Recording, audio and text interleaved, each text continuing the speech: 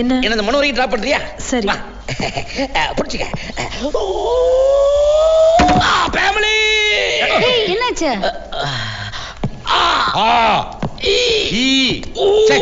என்னடா மனோரா சிவாஜி கணேசன் மாதிரி வர்ற? அதானே சங்கிலி பனியிலே போட்டுருக்கா. வலி. என்ன வலி? குண்டடி பட்டுருச்சு. Very good. எப்படி? எல்லாம் உன்னாலதான். நான் என்னடா பண்ணேன்? ஐயா.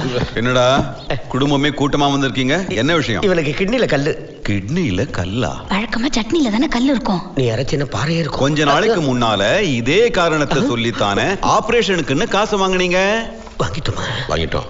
அங்க என்ன குசு குசுன்னு ரகசியம்? ஐயா, இவனுக்கு 2 கிட்னிலையும் கல் இருந்ததுன்னு வாஸ்தவம் தான்.